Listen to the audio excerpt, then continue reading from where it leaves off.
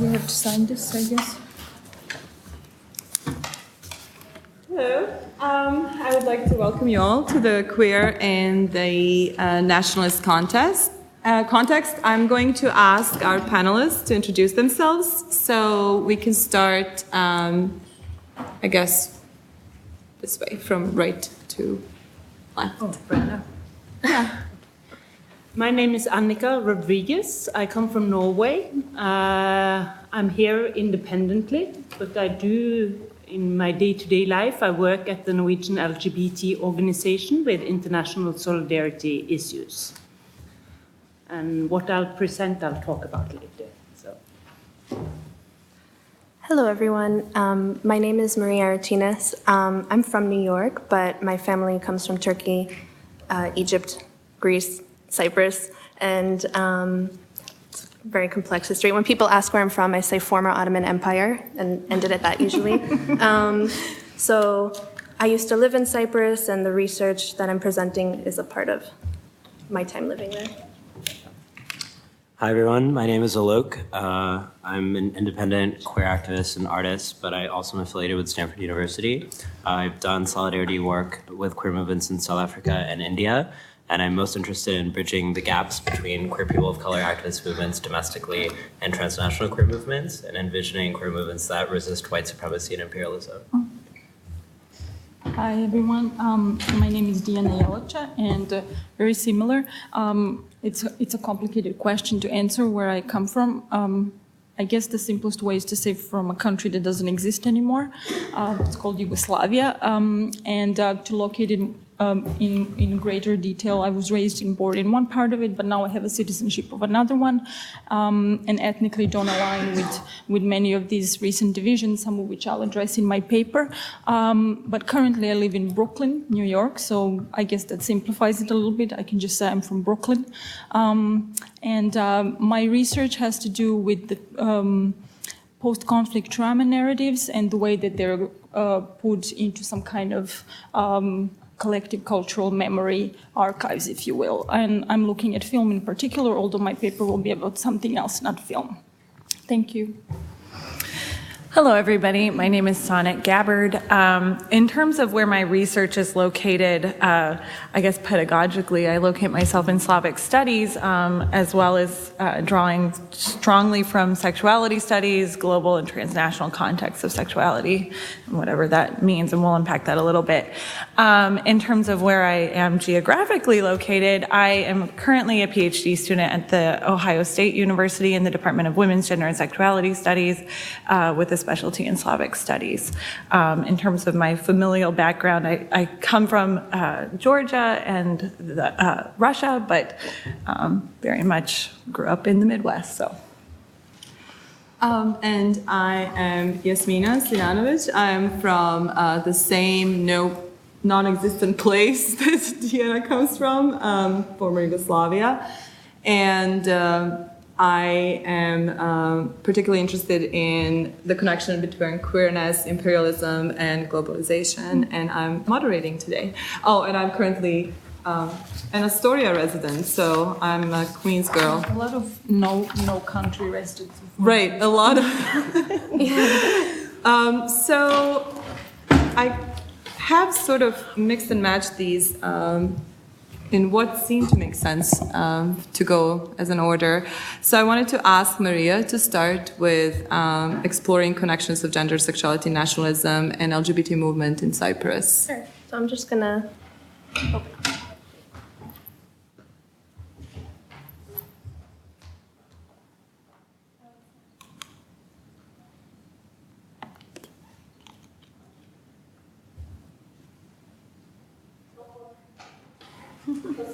There's going to be a surprise.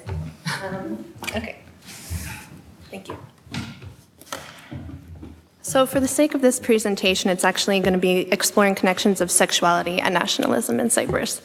So just to give some context, for the past year, I've worked alongside Kypros Sava to put together a chapter for a textbook entitled Researching Alternative Sexualities in Cyprus and Greece. The textbook is being put together by the Cyprus Family Planning Association and the University of Nicosia, and it's the first textbook to be exploring these topics in these two countries. So although this textbook was written for a particular audience, undergraduate college students, and will only be published in Greek, I hope that you as an audience may find aspects of it useful.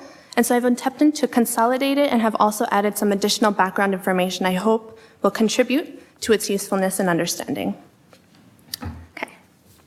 So the intention of the text, as mentioned previously, is to offer an exploration of the connections between constructions of sexuality and nationalism as they exist in the Republic of Cyprus. The necessity and significance of this analysis becomes clear when you see the overall lack of information concerning gender, nationalism in Cyprus, let alone sexuality. So qualitative data collected through interviews with Cypriot individuals and quantitative data collected through online questionnaires amongst the Greek Cypriot LGBT community were used to further explore and expand upon the relationship between these different identities. And for the sake of time for this presentation, I will be focusing on the historical context in which LGBT issues currently exist in Cyprus, highlighting the factors which shape the social landscape of the LGBT community today. So here's the fun part. Raise your hand if you know where Cyprus is on a map. Oh, that's great. So when I told people I was moving to Cyprus, they thought I was moving to a neighborhood in Brooklyn. So I thought I just wanted to make sure everyone knew where Cyprus was. So, oh, it's not on. Okay. All right, so there's Cyprus. There it is. North of Egypt, west of Syria, and south of Turkey. And I think it's important to just have some sort of context. So aside from a geographic context, I'm just going to very briefly talk about the history. And are there any Cypriots in the audience? Because you're going to kill me, because it's very brief, and I apologize. Okay, so brief history. Cyprus had been under Venetian, Genovese, Byzantine, and Arab rule prior to the 1571 occupation by the Ottomans. Although distinctions of religion and language existed under the Ottoman Empire in varying forms and capacities, people lived together fairly peacefully. Cyprus was sold to the British by the Ottomans in 1878 in a political exchange, effectively making Cyprus a British colony. Perhaps a quote made by the British traveler Hepworth Dixon in 1887 may be useful to also offer some perspective on this period of time in Cyprus. It's a very colorful quote. What they are, they were, and what they were, they are, an indolent, careless, and mimetic people, but without a spark of Turkish fire, without a touch of Grecian taste, with neither beauty of body nor sense of beauty of mind, with neither personal restlessness nor pride of origin, with neither large aspirations nor practical dexterity of hand. They live on in a limpid state, like creatures of the lower types, clinging to life for life's own sake, voluptuaries of the sun and sea, holding on by simple animal tenacity through tempests which have wrecked the nobler races of mankind. So, perhaps unsurprisingly, in the 1950s, some Cypriots began to demand freedom from British colonial rule. This movement became increasingly violent and nationalist over the years, with some calling for union with Greece, enosis. Eventually, Cyprus became free from the British in 1960 and was established as the Republic of Cyprus. Democracy lasted for 14 years before the military dictatorship coming from Greece overthrew its government. They lasted a whole week in power before Turkey took this as an opportunity to gain access to its own power over the island. Turkey intervened, and I put my hands up because it's a very contested term. Some people say invaded, some say intervened. I don't know.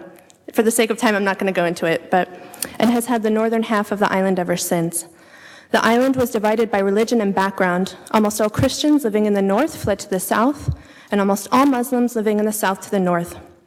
Essentially, partition and two distinct communities were created, Greek Cypriots and Turkish Cypriots. Okay.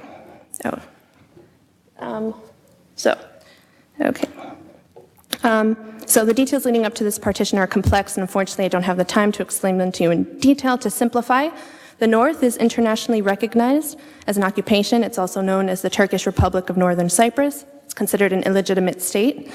And the south, the Republic of Cyprus, is internationally recognized as the only sovereign authority on the island.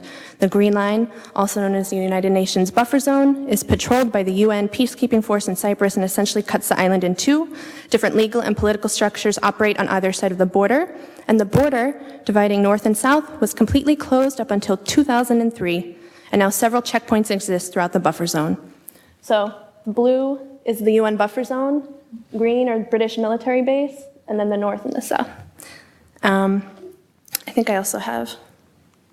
So here are some images from the buffer zone and from one of the checkpoints.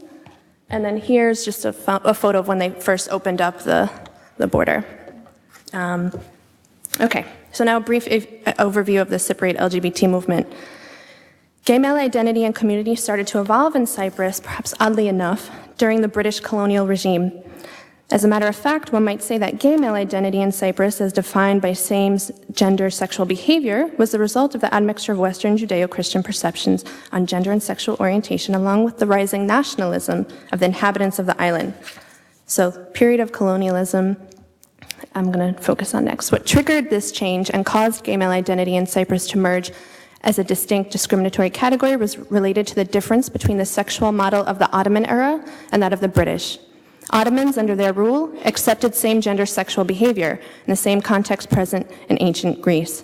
For example, an important actor of this homoerotic culture was Kotsek, a handsome, often non-Muslim, professional young male dancer dressed in female attire, dancing with a set of instruments, protege, and sometimes lover for male Ottoman officers. When Cyprus became a British colony, these spectacular homosexual practices were considered immoral and lustful in the eyes of the British. The British administration did not accept this repulsive sin of sodomy, and beginning in 1885, the British judicial system criminalized male homosexual acts based on the Le Boucheret Amendment, which specifically outlawed acts of gross indecency between male persons, but left comparable acts between female persons legal by default. So by rediscovering the glorious Hellenic past of the island and attempting to situate Cyprus in the Western world, British administrators sought to discontinue any practice remnant of the Ottoman period. With the enforcement of British legislation on the island, one of the laws which came into effect, as mentioned prior, the Le Boucheret sodomy law, allowed colonialists to also violently identify and punish male same-gender behavior and desire. So later on, when elites and intellectuals brought nationalist ideas to Cyprus from Greece, the Greek Cypriot mentality was already influenced by West-centered and homophobic ideals. Fighting the infidel Turks and suppressing gay men was part of the hegemonic patriotic masculinity project. So post-independence, violent imposition of gay male identity, lesbian identity, and bisexual sexual orientation and transgender identities did not exist in the legal, political, and social context solely based on this sodomy law. The criminalization of same-gender sexual behavior was maintained in the Republic of Cyprus long after its independence in 1960. In 1989, Alekos Modinos, founder and president and arguably the only member of the liberation movement of homosexuals in Cyprus, so homosexual maybe would be more appropriate, brought a case against the Republic of Cyprus to the European Court of Human Rights on the grounds of great strain, apprehension, and fear of prosecution by reason of the legal provisions which criminalize certain homosexual acts. Many individuals, particularly the Greek Orthodox Church of Cyprus, were infuriated with this man. In fact, the late Archbishop Chrysostomos I declared that gay male sexual orientation would distract the Greek Cypriot National Guard and prevent it from properly defending Cyprus from the Turkish army. Even though the court's judgment published in 1993 declared a breach of Article 8 on the European Convention of Human Rights, and even under pressure for legal amendments, the House of Representatives did not react positively. So an amendment legalizing same-gender sexual relations was eventually adopted in 1998 after enormous pressure and warning from the Council of Europe. This was the first time in legal history in Cyprus that lesbian sexual orientation was ever even referred to. And then the accession of Cyprus as a full member state of the EU in 2004 created a new legal perspective regarding LGBT rights in Cyprus. However, until the present, the situation still remains fairly dire. Currently, 2 Cyprus-based NGOs exist: Accept LGBT Cyprus, which was founded in 2009 and is active under the effective administration of the Republic, and then Initiative Against Homophobia, 2007, was created to protect the basic rights and freedoms of LGBTQ individuals living in Cyprus, specifically the Turkish-controlled northern part of the island. For example, one of their goals is to amend the remaining references on sodomy and sexual acts against nature, which are still present in the Turkish Cypriot Penal Code. Okay, so in 2000, an extensive survey was conducted amongst Greek Cypriot and Turkish Cypriots aiming to explore the political and national perceptions of the population, as well as their perceptions regarding one another. For example, concerning personal descriptions of collective identity, a remarkable percentage of the two communities presented themselves as Cypriots, not Greek Cypriot, not Turkish Cypriot, just Cypriot. But regarding relations with the other community, the data collected showed the complex reality of individual sentiments and issues of confidence, trust, and separation. After many years, almost 30 years of division, a variety of responses certainly does not come as a surprise. However, the data revealed the different political aspirations of each community, with Turkish Cypriots preferring much closer relations with the Greek Cypriot community, while the Greek Cypriot community responded fearful of such close relations. So in the chapter that was written for this textbook, we presented our findings according to 4 specific themes: religion, military, sexual orientation, and nation. More specifically, we attempted to identify respondents' perceptions on these various issues. A corresponding brief analysis and discussion followed our findings, and we concluded with recommendations for individuals striving to improve the well-being of the LGBT community in Cyprus as based on the results from our research. So for this presentation, I'm only going to present very, very few. Yeah, oh God, how am I doing on time? You have about a couple of minutes. Okay, that's fine. So I'm only going to present a few aspects of the findings from our research.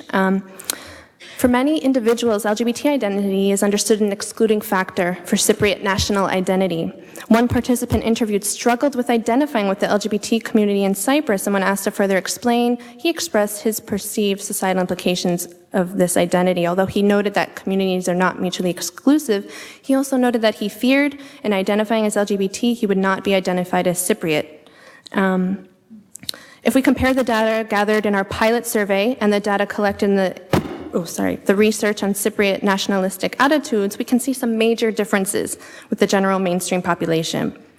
For example, concerning the relationship with the other community, in this case meaning the Turkish Cypriot community in the north of the island, 67% of the respondents prefer close relations.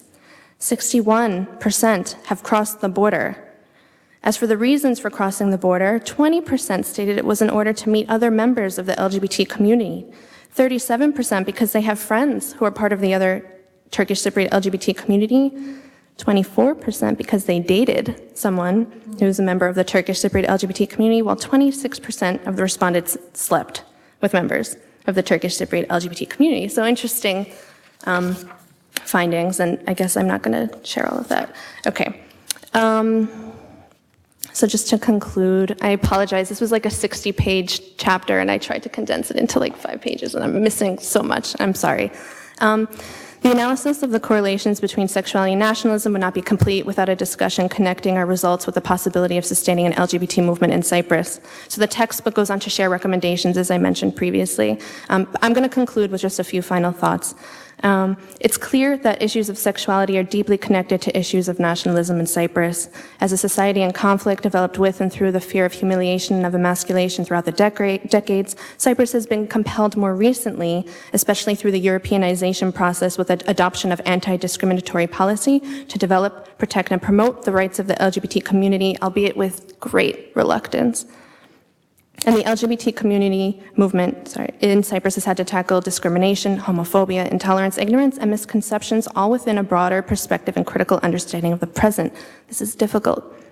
Ultimately, however, we must recognize the connections between the LGBT community as it exists today alongside its own history and the fraught and fragile history of this small country. We must try to understand the connections of colonialism, nationalism, and conflict as it relates to sexuality and movements for sexuality-based rights, and moving forward to create a more just Cyprus. That's all. Thank you. Yeah.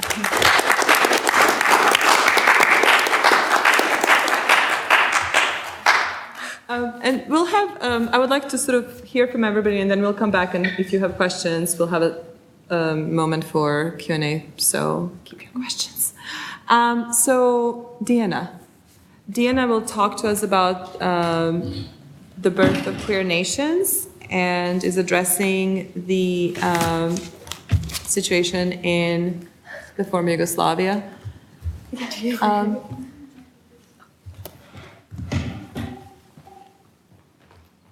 I'm gonna stay here. Is this on? I don't So that I think can it's look at on. the screen more easily. It's called Cuny.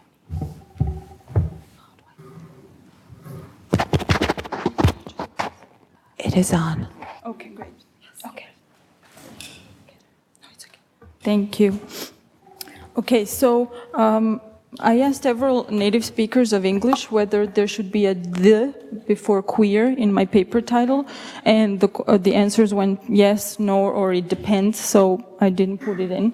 So you decide for yourself. And also I realized I didn't have a subtitle, so I thought, well, if I put one, it would be something like The Tactics of Flickers.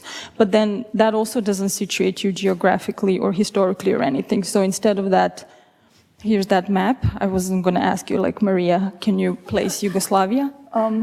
But here it is.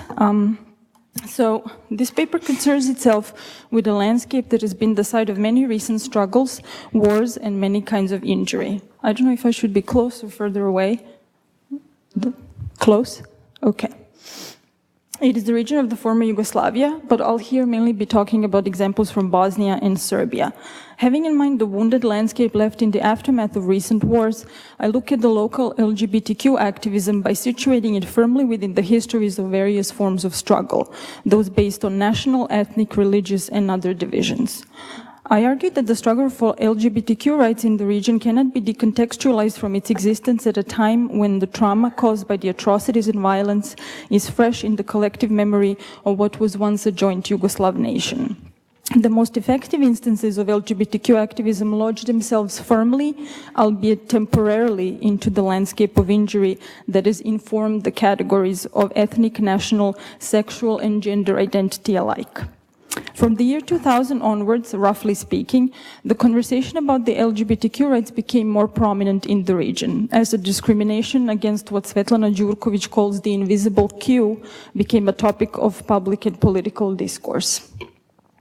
Not by accident, raising issues about the rights of sexual minorities coincided with the increasing efforts of each nation state in the region to fulfill requirements for the EU membership. And Sonnet will talk more about that specific aspect of the issue.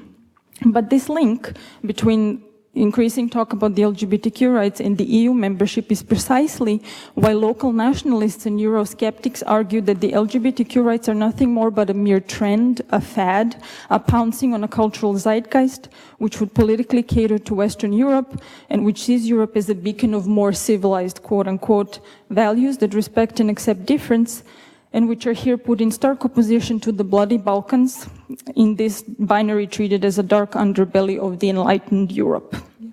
But instead of deeming landscapes as civilized and uncivilized, perhaps it is more productive to adopt the concepts of trauma and injury when looking at how local LGBTQ struggle has the potential to expose precisely the ways in which the trauma of recent events lodges itself in the landscape that often silences the injuries of others. In what follows, I will identify several instances of Serbian and Bosnian LGBTQ activism that position themselves in such a way so as to change the dominant and limited conversation altogether and to call attention to their own existence in the fullness of their localized context. So here's the first example. In 2009, there was a premiere of the film Milk by Gus Van Sant, held in Belgrade, a sold-out showing at the Ritzi Sava Center. But just before the film started, a group of about 20 local LGBTQ activists stormed the stage and interrupted what would have otherwise been a pleasant evening of viewing a film about the struggles for LGBTQ rights in a different time and place. The activists that stormed the stage apparently acted out of revolt that the same institution that was now screening Milk denied them earlier in the day the space for a press conference in which they intended to voice criticism over the marginalization of sexual minorities in Serbia. The activists interrupted the screening of Milk, yelling out slogans about the importance of LGBTQ rights in the region. After some negotiations with the organizers, they eventually stood down. Some of them even returned to their seats in the audience. And then everyone watched the sad story of Harvey Milk together. One activist who participated in the disruption noted that at the end of the film, it received a long applause. But then again, as he reports, his sister remarked to him, "Don't read too much into their applause. It doesn't mean they necessarily sympathize with your cause. Hell, I think they clapped this enthusiastically for Confessions of a Shopaholic too." But indeed, the audience could have easily sympathized with Harvey Milk's cause and still completely ignored its local, more immediate counterparts. This way, the audience's liberal inclinations are channeled by directing their support for a human rights cause that is always elsewhere, at a safe distance in time and space, so that it doesn't come comfortably close to exposing one's own complicity in the inequalities that are local, closer, in front of our very eyes. This is why actions such as that of a handful of the LGBTQ activists at Belgrade's Milk premiere present striking instances of puncturing through the veneer of liberal acceptance at a temporal and spatial remove. I tend to think of the activist intervention as an example of Desserteau's tactics over the strategies of those who see Milk's plight but refuse to see or acknowledge its more local counterparts. So here's another example. This one is from Bosnia. Although there have been a few attempts, there hasn't been a successful Pride walk held in any Bosnian city to date, although a cyber Pride was held and a secret one. And I don't know, I think the secret one was held, but it's a secret, so I'm not sure. Also, in Sarajevo, on some years, a small gathering is held on the, and I quote, anniversary of the 7th day of the Stonewall Raid. As I've written before, on the occasion of Belgrade's 2010 Pride being heralded as the celebration of Stonewall anniversary, the efforts to invoke the LGBTQ struggle that happened at a different time and place are here efforts to legitimize local struggles by inserting them into a more transnational, more public and visible history of LGBTQ struggle in an attempt to show that these are all connected in a transnational network of solidarity for the marginalized through time and space. But the question remains open. The local struggles have to be aligned exclusively with their Western counterparts in order to legitimize their own existence, and for whom? Especially when we take into consideration the recent critiques, such as Puar's Homonationalism, which have articulated the ways in which the Western LGBTQ rights movements can become implicated in nationalist Western-centric projects premised on assumptions that the West cradles greater values and greater respect of human rights than the rest of the world. So instead of that, I wanted to draw your attention to the multiple instances of other, arguably more effective actions taken by local Bosnian activists. Actions that do not disassociate from local time and space, but precisely insert themselves in it in disruptive ways. They call attention to themselves as embodied and situated, quite literally inscribing themselves into the wounded landscape that surrounds them. These pictures show a coordinated action called Ljubav za sve, or Love for Everybody, undertaken by a Bosnian LGBTQ activist group, Okvir. The action was undertaken in December of last year in 4 different Bosnian cities, 2 in one part of, if you know the setup of post-war Bosnia, it's divided in 2 entities by ethnic majorities, and 2 cities were in one ethnic entity and the other 2 in the other, so this went trans-ethnically as well. No matter how simple and unassuming these graffiti and posters seem to be, I view them as examples of what Desserteau described, and I quote, as the clandestine forms taken by dispersed, tactical and makeshift creativity of groups and individuals already caught in the nets of discipline. They are a tactic that insinuates itself into the other's place fragmentarily without taking it over in its entirety, end of quote. These acts shift the landscape and mark a presence, and they layer that presence on top of many other levels of everyday presence. So here, for example, you have an ad for someone selling an apartment, you have a political poster, and then you have the pro-LGBTQ poster, She Loves Her. So these sort of act almost as a metaphor of the layering of the public discourse that inserts itself and extends to everyday life as well. Or even more strikingly, there are wall conversations going on with these graffiti.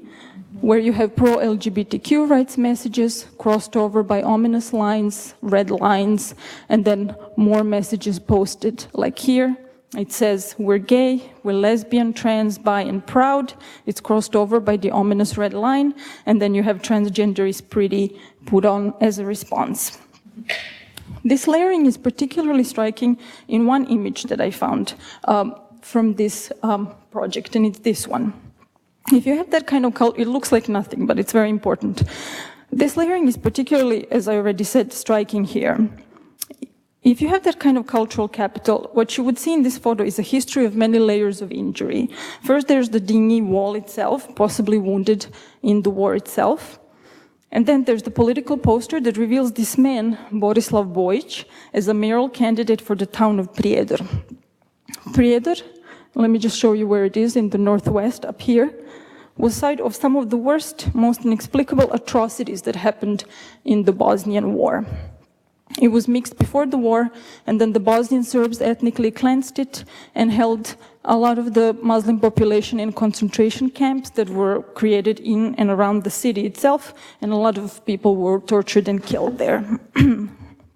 This truth has been denied and ignored by this Bosnian Serb political leadership since the war, even though many participants of these atrocities were found guilty for the war crimes in The Hague. With that in mind, let me tell you what the political poster says. It says Borislav Bojic for the mayor, a strong Prijedor, a strong Republika Srpska. Republika Srpska is the name of the Serbian entity.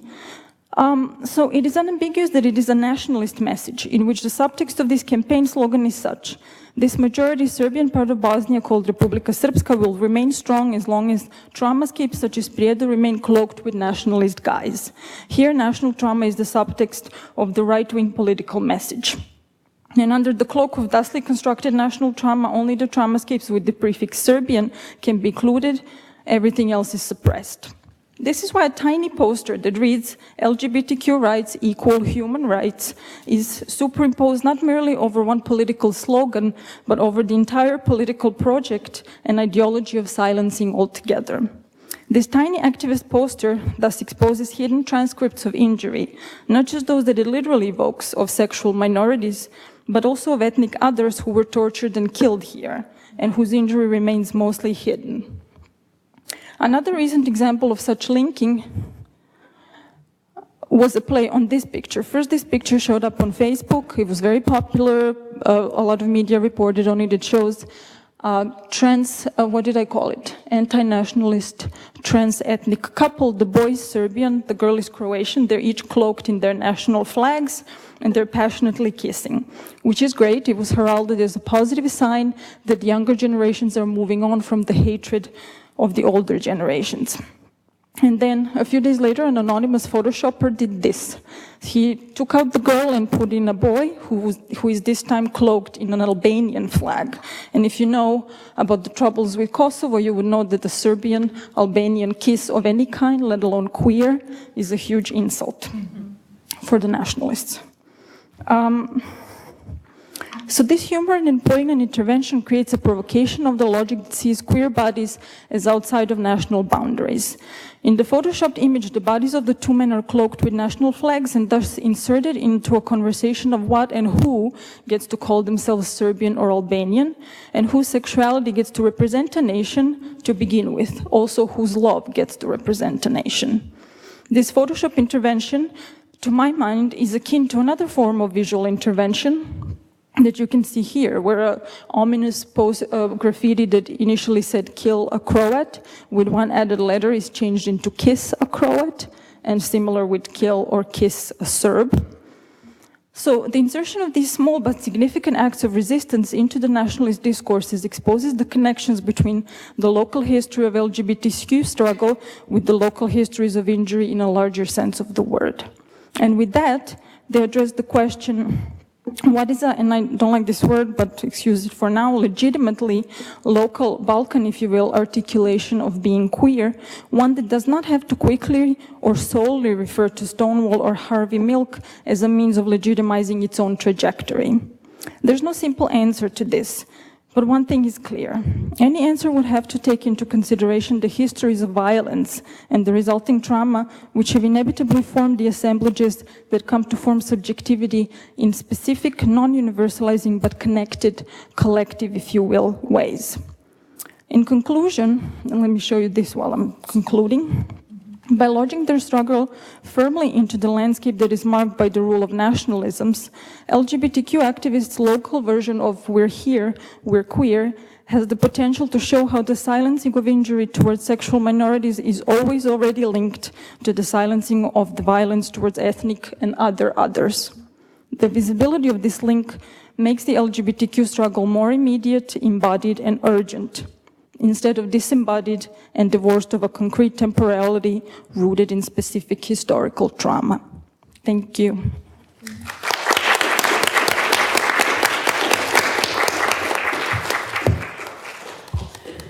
Thank you, Dijana. So we're going to move on to Sonnet, who is going to continue talking about the Balkans area.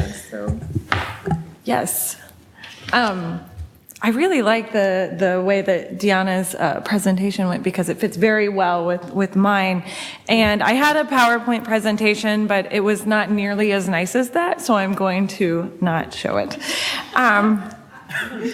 For your benefit, I assure you.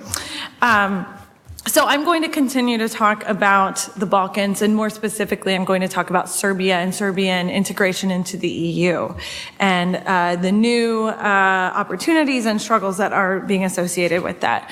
I've been hanging out with a lot of geographers lately, so forgive me, I'm going to be reading primarily. No offense to geographers out there. And then I'll also look up every now and then. So Dijana was talking about the 2010 Pride Parade, and I started off my talk by talking a little bit about that.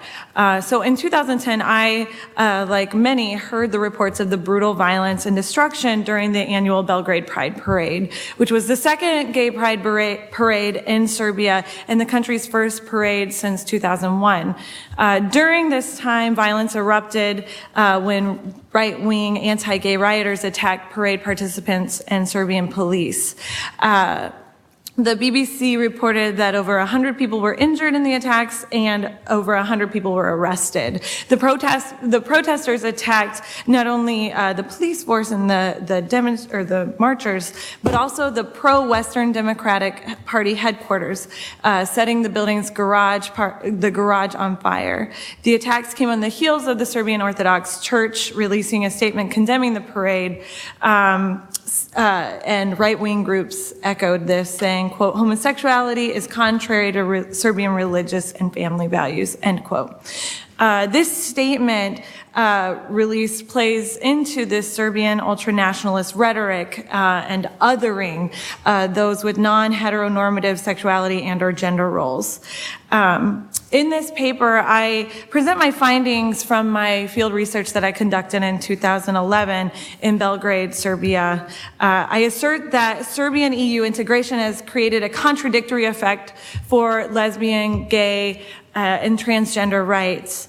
On the one hand, laws and policies such as the 2009 Employment Anti-Discrimination Act, which prohibits discrimination based on sexual orientation, as well as various other laws banning hate speech, hate crimes, all of which are designed to protect the individual's rights who identify as LGBT and or T. This form of state protection of LGBT citizens has occurred alongside increased political presence of LGBT social movements in the country and the increased visibility of LGBT rights issues in the media and popular culture. All of these are positive advances with regard to establishing citizens' rights for historically marginalized LGBT sectors in Serbia. Yet, on the other hand, Serbia's transition to becoming an EU member state has created new forms of governmental, economic, and social fluctuation, which have created what I call a gender norms crisis. Among others, this state of unrest has fostered a reinvestment in Serbian traditional gender and familial roles, which has in turn led to further anti-gay rhetoric and sentiments.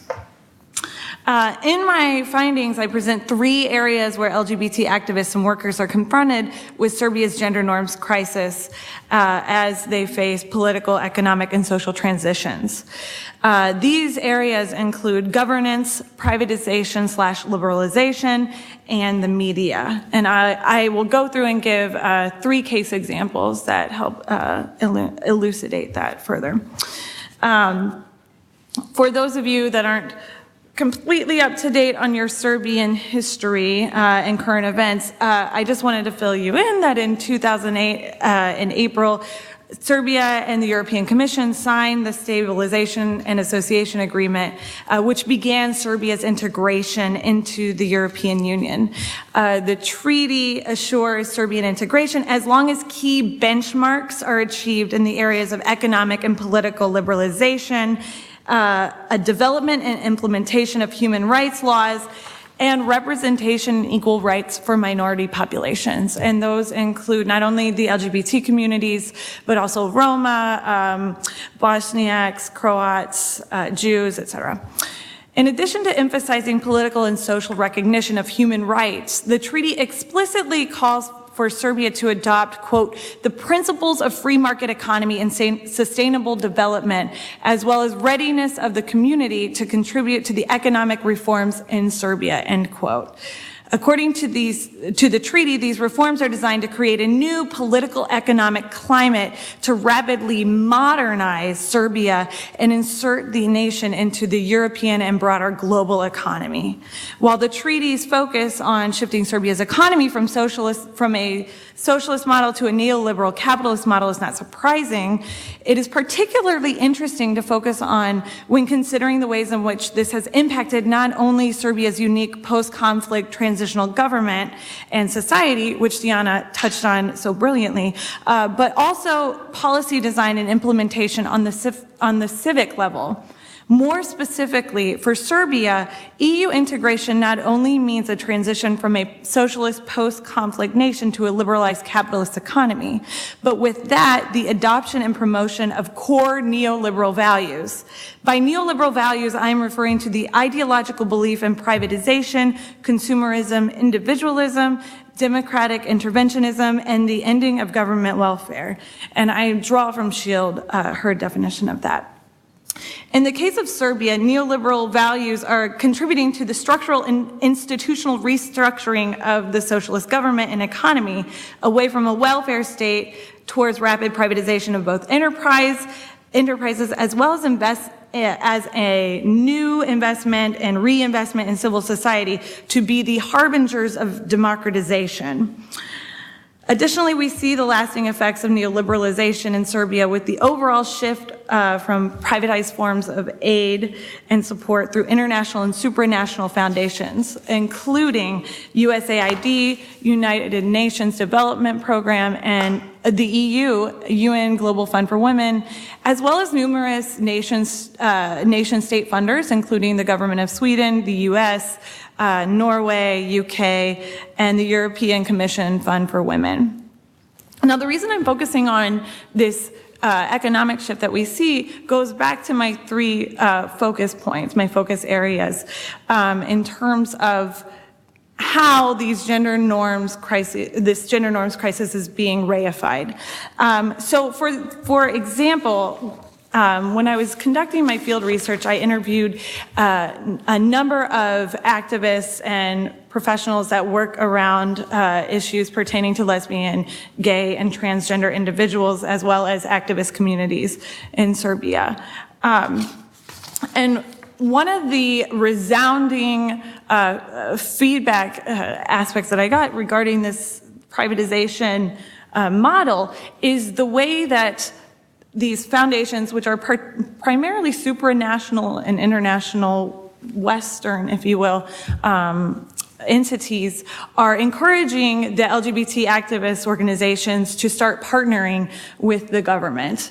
So I'm going to go into a little bit about that and how that is impacting not only policies and political strategies, but also creating a tenuous relationship among the activists, not among the activists, but among activists and government workers in Serbia. Many activists that I interviewed got their start in activism through protesting the Yugoslav wars, which Dijana talked about. Thus, those who were once targeted for being anti-war and were viewed by some ultranational Serb nationalists as anti-Serb are now being targeted for standing up for LGBT rights and once more being associated with being anti-Serb. The relationship between the peace movement and the LGBT movements in Serbia is not too much of a mental stretch, as both come to embody threats to the Serb nation by those who do not fall within the normative Serb nationalist identity.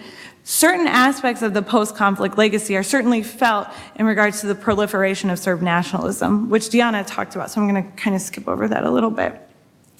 The application to join the EU symbolizes a major shift towards engaging with the international community, and with the urge for global participation comes the pressure to adopt and adhere those EU neoliberal values, which I already talked about.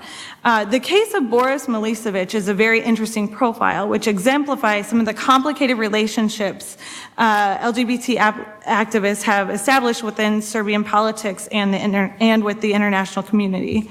Milicevic, one of the first openly gay politicians in Serbia, began his activist career, as many other progressives and LGBT activists did, by protesting the various wars during the 1990s and early 2000s. In our interview, he said that his passion for LGBT politics was ignited after he attended the 2001 parade and witnessed the violence and anti-gay backlash. This inspired him to join an underground graffiti and activist group called Gayrilla.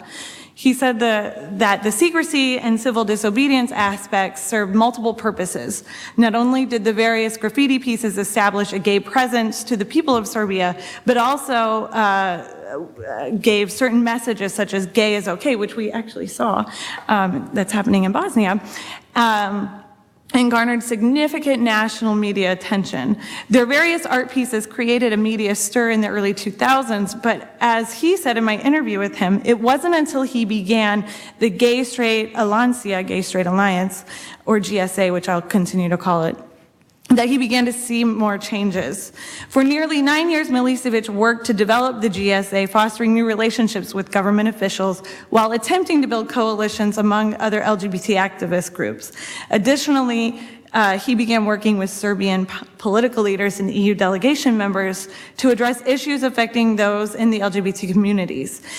It was during this time that Milicevic began developing a strong interest in politics. And during our interview, he said that when surveying his options for joining a Serbian political party, his choice was clear.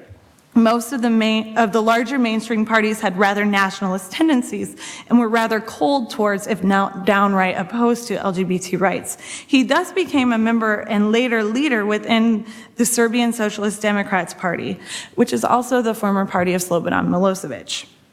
The irony of the once anti-war activists joining the party that stoked the flames of war during the conflicts is not lost on many LGBT activists in the community. And Milicevic recognizes the strange transformation. When I asked him about his decision, he said that the party has changed and is one of the most receptive to LGBT rights. He also pointed to the highest ranking member of the party, the Minister of the Interior's support of the various Belgrade Pride initiatives as an example of the party's commitment to LGBT rights. Hearing Milicevic speak, it is clear that he will make a career in politics. His answers were very calculated and thoughtful, almost as if they were talking points designed by a communications expert, in my opinion. His story of trying to work within the system to enhance LGBT rights in Serbia is a very EU-friendly and neoliberal approach. In his eyes, this is the main way Serbia will attain equal rights for people in the LGBT community. When asked about the disconnect between the general public and the laws on the books and what it will take to get more people on board, Milicevic points to the media as one of the key vehicles for change. Yet one can help but wonder if his approach to working within the baggage-riddled party will appeal to the hearts and minds of Serbians. And my broader paper goes into much more detail, but I'm going to wrap it up because I know we're tight for time. So in closing, it is apparent that the process of neoliberal transition has created a dual effect for LGBT communities in Serbia. This phenomenon of creating a gender norms crisis during times of governmental, economic, social, and political flux is not new, nor is it unique to Serbia per se. That being said, through my interviews and fieldwork in Serbia, it is clear that there are a number of themes in which these gender norm crises are manifesting themselves. Through governance, the media, and privatization of both the economy as well as social welfare and civil society programs, the LGBT communities in Serbia have been put between a rock and a hard place. While the passing and promotion of anti-discrimination laws and gay pride parades and the protections for individuals who identify as lesbian, gay, bisexual, and or transgender can be useful, we must remain wary of the gender norms that are being reproduced and or left unchallenged. If activists are continually pressured to work with a disingenuous state, how will meaningful change occur and be sustained? If, in the same breath, politicians who have been reputed to support anti-discrimination laws and yet at the same time use homophobic rhetoric when speaking with the media, what message is that sending to the general public? Additionally, if international funders are promoting and funding only specific types of programs and projects that reinforce certain heteronormative values, as well as Western values, how will activists challenge these gender norms and Westocentric beliefs? And I'm happy to answer questions at the end, because there's so much more going on, but that's good. Thank you.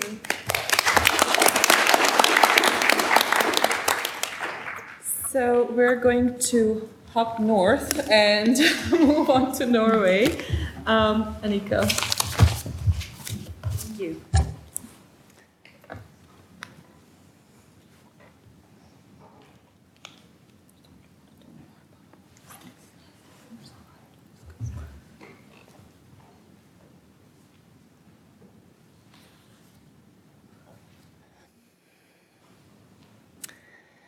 So, thank you for coming and listening. Thanks to the organizers for inviting me to come and for organizing this conference. Norway started to specifically include sexual orientation and gender identity issues in their foreign policy around 2005. And this can be seen as part of an international trend. Both state and non-state organizations increasingly focus on issues of sexual orientation and gender identity in their international relations, among them in development policies. Like I said in the introduction, I work with international solidarity projects in the Norwegian LGBT organizations on a daily basis. Through my work, I've been following this development closely. My organizations has actively worked for the inclusion of sexual orientation and gender identity issue in development policies. And we are funded by the Ministry of Foreign Affairs for much of our work in the international arena. So I'm implicit in a lot of what I'm going to criticize in this speech. I'm mainly a political activist as a background, but I've also recently completed a master's in international community health at the University of Oslo. And this presentation is based on the research I did for my master's. In my study, I situated the current policy in an historical and political context by looking at the history of development cooperation and how gender and sexuality have been thematized throughout this period. I further analyzed current policy documents and explored the themes in conversations with 22 employees from development institutions and organizations in Norway.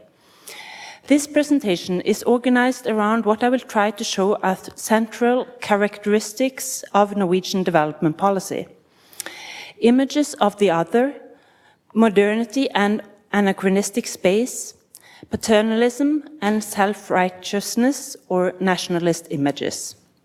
And they are, of course, interrelated. Post-colonial feminists have criticized Western feminists for stereotyping women from poor countries as inherently oppressed and victimized by their men. Edward Said, among others, has showed how the creation of a picture of the other also functions to co-create the picture of self, the West.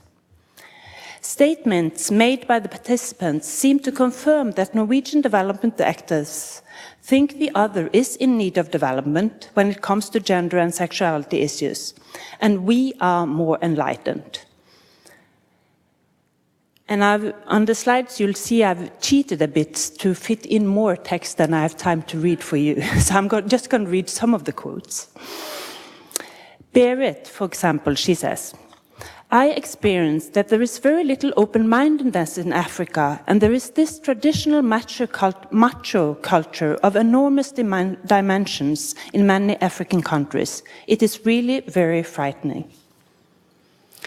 In my thesis, I've used a lot of space to develop this argument by looking at the history of colonization and of development, and how gender and sexuality is central in the making of the other. Because of time, let me just share with you how I've tried to visualize what I've found. I've stolen an idea from Gail Rubin's, her charmed circle, which I'm sure most of you are familiar, to illustrate the difference between us and them when it comes to attitudes towards gender and sexuality. The inner wheel, the charmed area, depicts how the colonizers saw themselves, while the outer limits are inhabited by the colonized.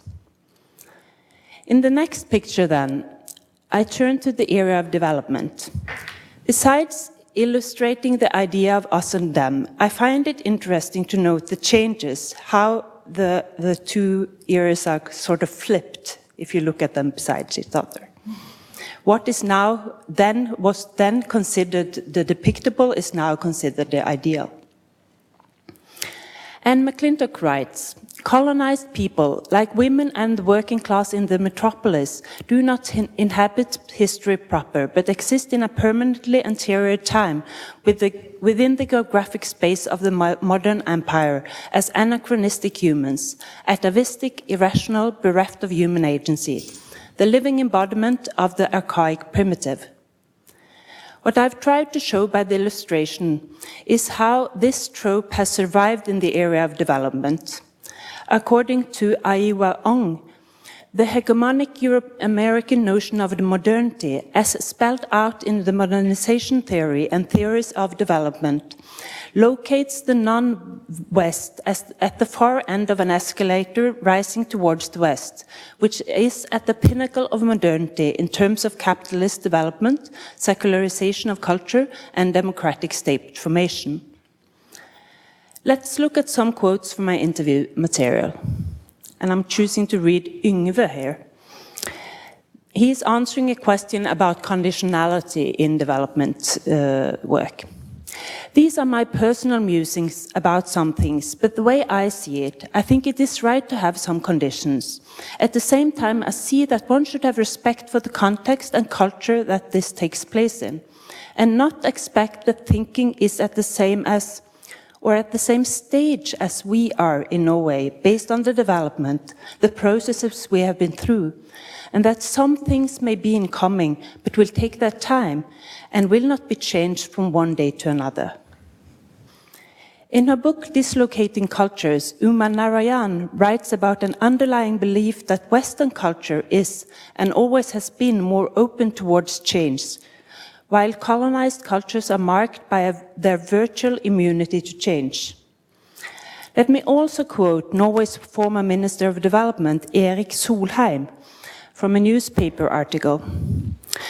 The minister is asked to comment on Liberia's president and Nobel Prize winner Ellen Sirleaf Johnson's attitudes towards homosexuality. And the minister says, I am provoked by the fact that such attitudes still exist. These are old-fashioned attitudes that we cannot accept, says the Minister for Development, Erik Solheim.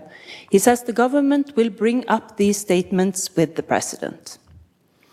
Minister Solheim thus firmly places Johnson Sirleaf in the anachronistic space where the clear light of modernity is yet to reach.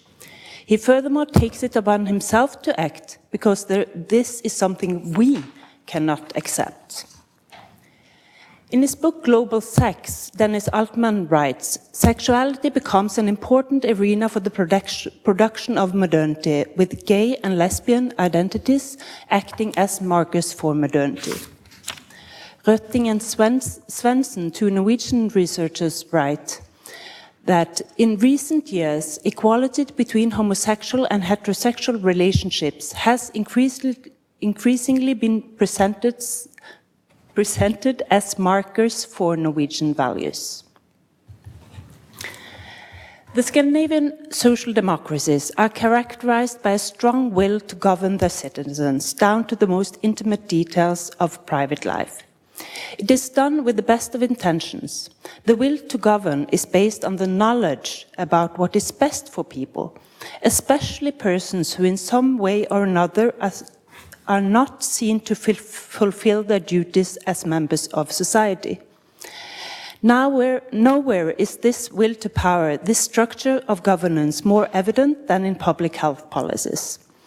The Swede Ulf Olsson writes about public health discourses in Sweden in the 20th century. Another discursive notion is that large segments of the population, first and foremost the lower strata, are unenlightened. The people shall be enlightened by the already enlightened elite, so that they voluntarily take on the necessary responsibility and reach the insights the experts find necessary. On a global scale, the lower strata, the unenlightened, are the underdeveloped countries. When Minister Solheim says that we cannot accept the old-fashioned attitudes, he does so with the best of intentions, in solidarity with Liberia's LGBT population, we may presume, because he knows best what is good for them. Michael Burnett sees this as an inherent dilemma of humanitarianism. Yet any act of intervention, no matter how well intended, is also an act of control. Humanitarian governance may have its heart in the right place, but it is still a form of governance, and governance always includes power. Humanitarianism is partly paternalism. In fact, a world without paternalism might be a world without an ethics of care. That said, there can be too much of a good thing, and too much care can feel oppressive and suffocating. Paternalism is not simply an unsavory legacy of the 19th century, it represents both the best and the worst of humanitarianism. Burnett claims that paternalism may be necessary. I don't know, and maybe that can be part of our discussions afterwards. In a Ministry of Foreign Affairs white paper from 2010, a chapter is titled "Exercising Global Responsibility Through Our Policy of Engagement." Here the justification of the development policy is outlined. And it says, "As one of the world's richest and most peaceful countries, we have a moral duty to combat poverty and armed conflict." And it goes on, "Unlike the world's major powers, Norway has few strong economic and strategic interests at the global level. Moreover, Norway does not have a colonial past." When asked why Norway should engage in development work, many of the people I talked with mention a moral obligation because of Norway's great wealth. I also asked about their personal motivation for working in this field, and a common answer was an awareness of an unjust world. And they used phrases like, "We are so lucky," "We have won the lottery," to describe their position in one of the world's richest countries. The same argument forms part of a public dialogue in Norway, expressed, for example, in newspaper articles on national economy. The injustice seems to be a coincidence. We are privileged by chance. The lottery won by Norwegians is that we have claimed and exploited the rich oil fields outside our coasts. I do not see where luck comes in. We have grabbed a global natural resource as our own, and despite the government's claim that we have few economic interests globally, the vast surplus from the oil industry is invested in the international stock market through the oil fund to secure our privileges in the future. In 2 documents about women's rights and gender equality in development policy, we read that Norway shall speak where other finds it easiest to keep silent. We shall act where other find it easiest to sit quietly. The gender equality work that is done in Norway has great credibility internationally. It is an area where we have a good reputation and high skills. Norway will be a fearless champion of women's sexual and reproductive rights. In guidelines from the Ministry of Foreign Affairs about LGBT rights works, it says, Norway is staunch defenders of human rights. Norway is playing a leading role in promoting women and children's rights and should have the same level of ambitions when it comes to the rights of LGBT people. When I first read all these documents, I was left with a sense of embarrassment. We shall speak where others find it easiest to keep silent. We shall be fearless champions. We shall play a leading role. What kind of self-image does Norwegian have? In all the policy documents, 2 arguments thus seem to stand out. An ethical responsibility to fight wrongs and uphold the human rights, and a claimed expertise when it comes to gender equality and non-discrimination. The participants I talked with echo the official justification. Some of them are critical to the way the development concepts are used. Still, when we get down to talking about concrete issues like gender and sexuality, it seems like most hold our views and our way of organizing society to be on a higher, more advanced level and a goal of development. Gina. I do buy the argument that Norway is one of the countries in the world that is best placed to raise these problems because in the Norwegian society, homosexuality is very well accepted. And this is something here Norway can raise a voice where many others have to be silent. That is an argument I find reasonable. According to Uma Narayan, the legacy of colonialism and its depicting of non-Western cultures as stagnant and resisting change lives on in present day's attitude and leads to the will to act as missionaries. She calls it the colonialist stance. The lack of reflection on this positioning among Norwegian development actors may stem from a lack of awareness about Norway's position in the ongoing history of colonialism. I sadly do not have time to develop this argument now, but the claim that we have no colonial past is, despite it being widely believed, only partially true. The policy of engagement, as it is expressed in policy documents, can be seen as partly motivated by the wish to create an image of Norway as a humanitarian superpower, to borrow another widely used term to describe Norway. The political scientist Øyvind Østerud has criticized the Norwegian peace and development engagement and claims that it has had little real influence in the world, but been mostly important for Norway's own self-image. This is, I guess, where my theme connects most directly with this panel's theme of nationalism. Norwegian development policy is, at least in part, motivated by the wish to create an image of Norway as a humanitarian superpower, as a nation that is thoroughly modern and that has reached an advanced stage of development. In argumentation and justification for the policy, images of us and them are created and upheld. The policy continues a colonialist stance which gives Norway the role of shepherd or guardian towards the less developed countries and people. The white man's burden to civilize the natives of the colonial age has become the moral obligation to assist the underdeveloped of today. In no other area are they as underdeveloped as in their views of gender and sexuality.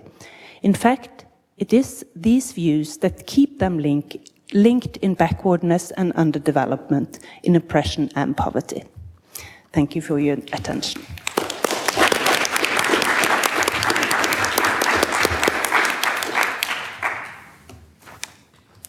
And our next speaker is Alok, and we will hear about queer imperialism in post-apartheid South Africa.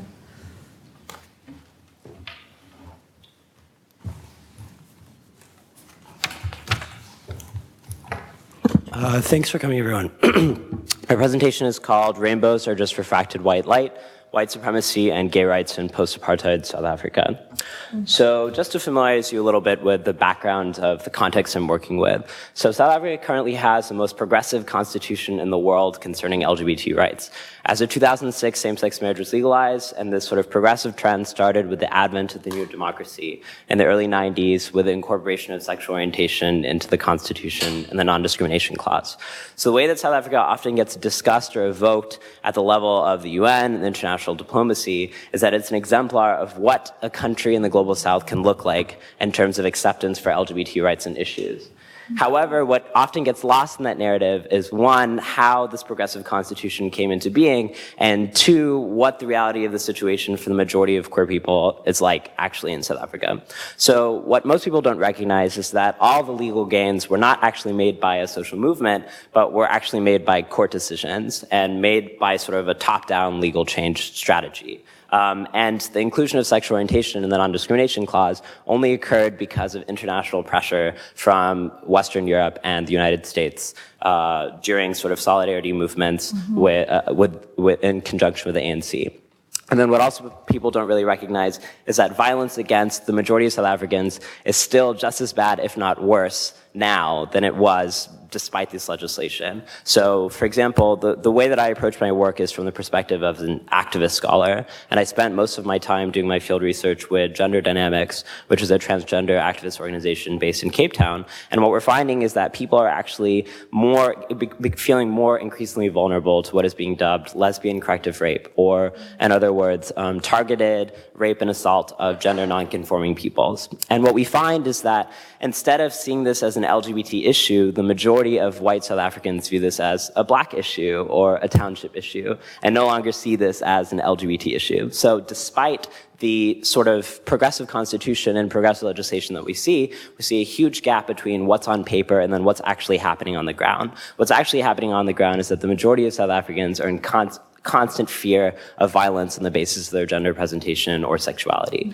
And so the reason that I'm going to be having a conversation around issues of white supremacy, imperialism, and settler colonialism is because part of the logics of which settler colonialism functions is an erasure of indigenous voices and an erasure of violence against racialized bodies. So the ways in which we continually evoke South Africa as this progressive sort of panacea of what LGBT rights could look like is continuing to perpetuate an erasure of the experiences of most black queer people. It also is complicit in an idea that you can judge the acceptance of a country on the basis of a legal apparatus, which, as we know as activists, is completely false.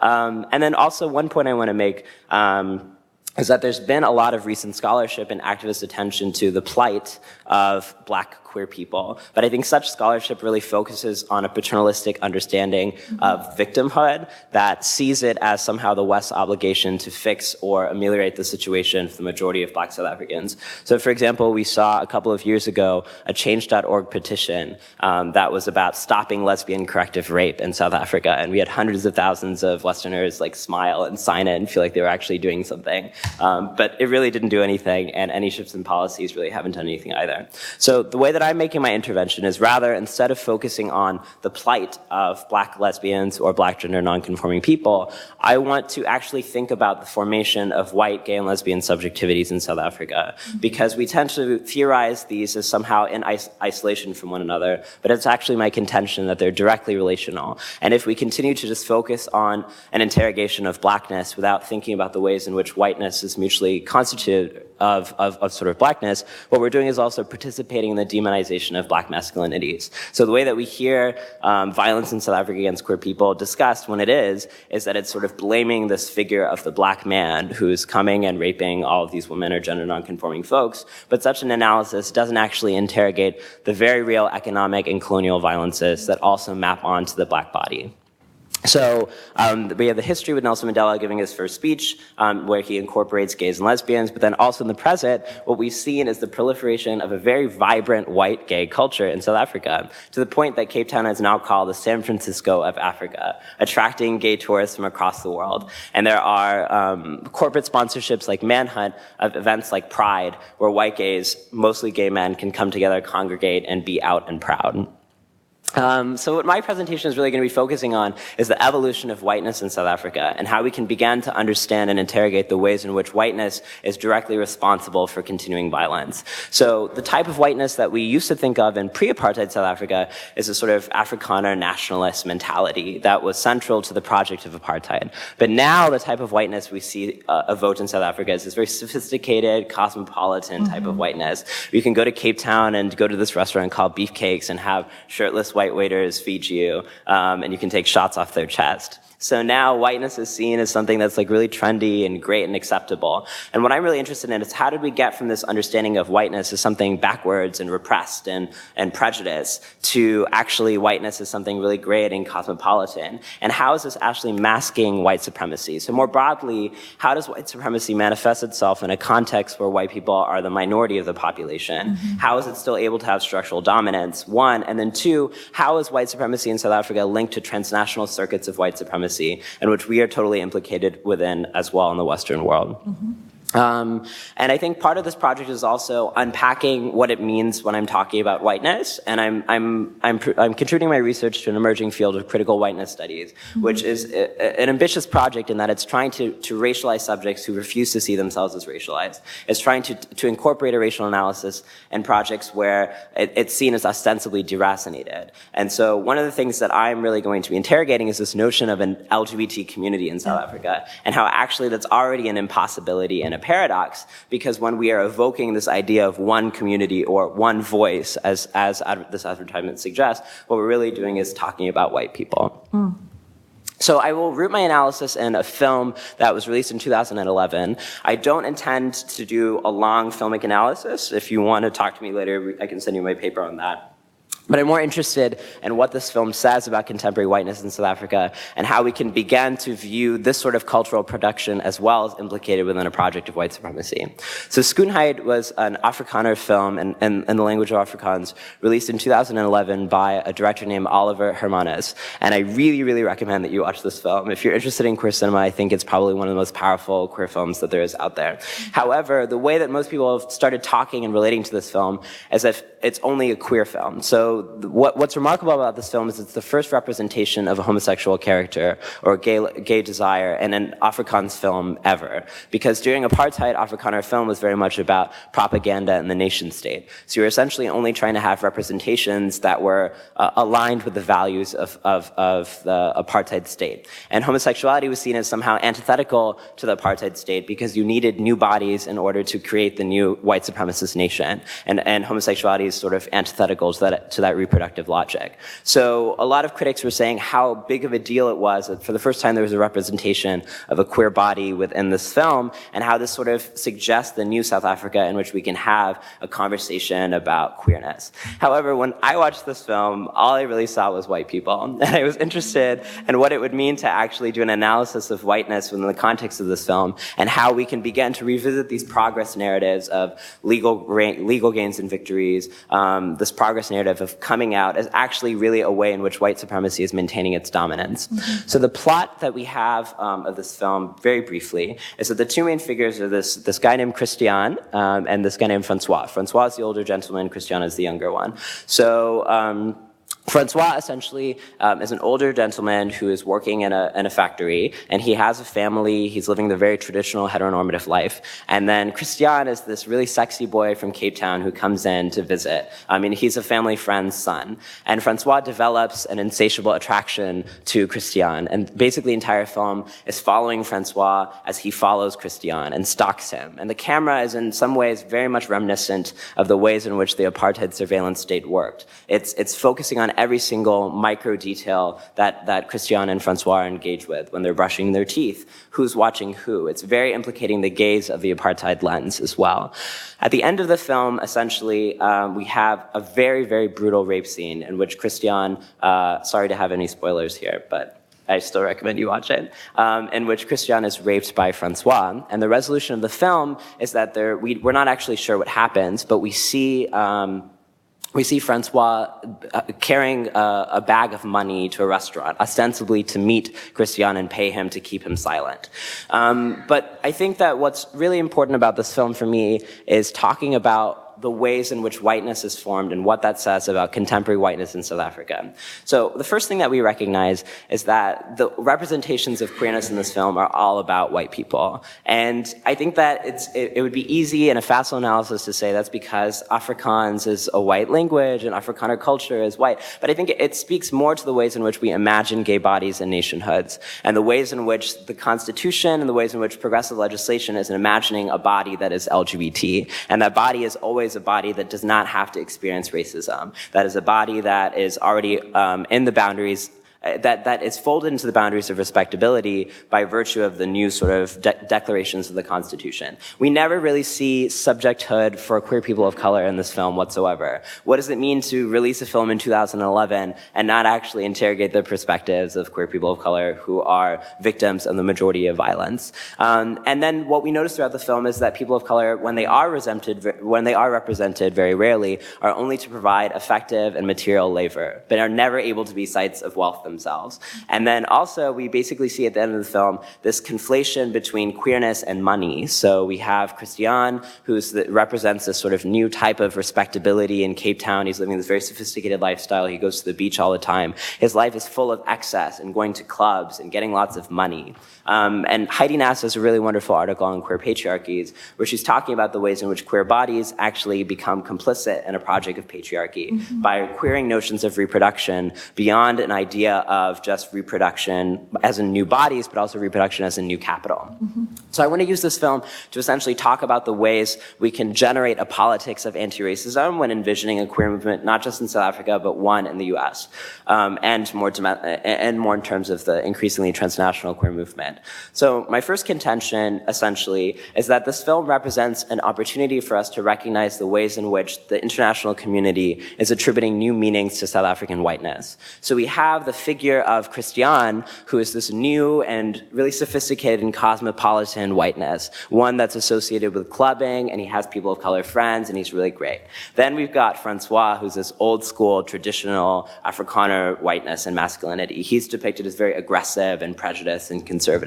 So the film has this sort of like effective switch or transition from this old and abject type of white masculinity to this new and sophisticated type one. And that's actually represented more broadly in the ways the international community has viewed whiteness in South Africa. That somehow it was seen as white people being racist if it was on legislation, but then racism somehow ended with the progressive advent of the Constitution. But actually, what I would argue is that, and joining a lot of critical whiteness scholars in South Africa, such as Melissa Stein, is that actually whiteness was able to maintain its dominance by linking to transnational whiteness. So what that essentially means is that after apartheid was ended, there was really no models for ethical whiteness within the country because whiteness was seen as something that was very abject. It has this long history of oppression. But what you're able to see is that white people were able to build connections and solidarities with white people outside of South Africa and come up with other sort of alternative models. So you see this sort of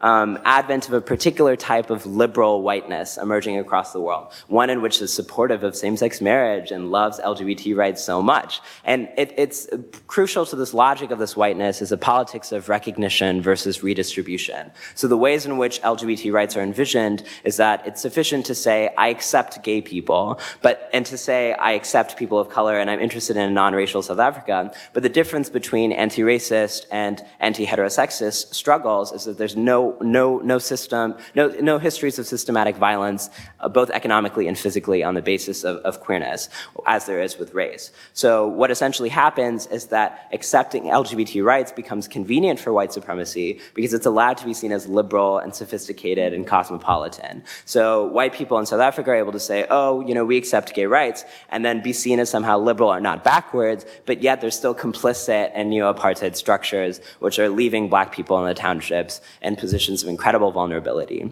So this allows us to think about the ways in which transnationally queer rights is envisioned as a politics of recognition and how that's really only for upper class people who have access to capital already and maintains the status quo and in some ways obfuscates any materialist critiques of class warfare and racial warfare because we now have this sort of pinkwashing sensation where queer rights is seen as the new litmus test for modernity across the world.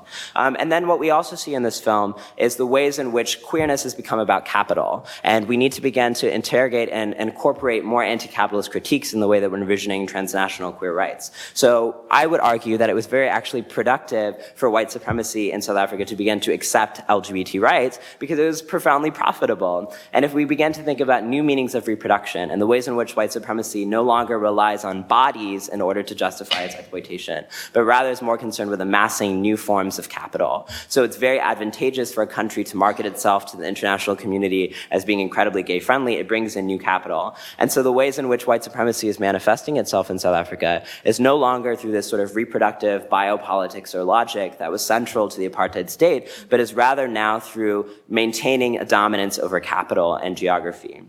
Just to close, I want to focus on what the implications of this are as transnational activists concerned with these issues. I think South Africa presents us with an opportunity, one, to recognize the future of the movement in the United States and other governments and other social movements, which are prioritizing legislative gain as their ultimate goal. What that essentially is going to do is enfranchise and empower a very small segment of the population and leave the rest of the queer community, those of us who face intersecting oppressions, without actual resources. So in South Africa, what we've seen is a large generation of white, gay, and lesbian activists and scholars saying the gay movement is finished, which is absolutely ludicrous considering the systematic violence still faced by the majority of Black South Africans. You've seen white, gay, and lesbians leave the movement completely and stop funding the resources. You've seen international funders leave. The same is going to be occurring across the world as well as the United States. Second, we need to have new meanings of envisioning queer justice and liberation outside of the framework of the law and outside of the framework of a single access of just gender and sexuality. Why is it that we only have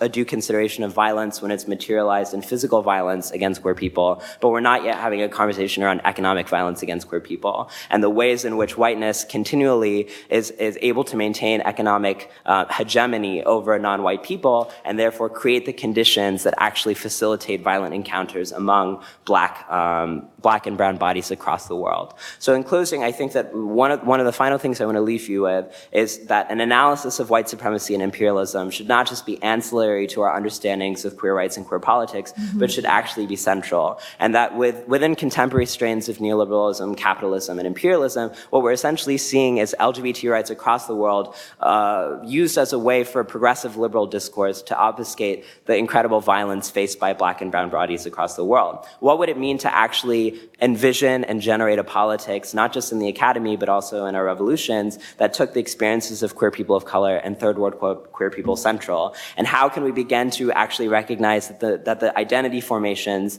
of white, gays, and lesbians across the world generally involve appropriations of the struggles of people of color, one, and eliminations of the possibility to actually generate a politics that is meant to enfranchise people of color across the world. Thank you.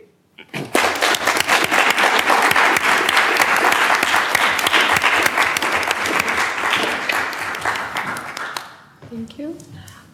So at this point, I would like to first open for questions from the audience, comments, and also if the panelists have questions for each other.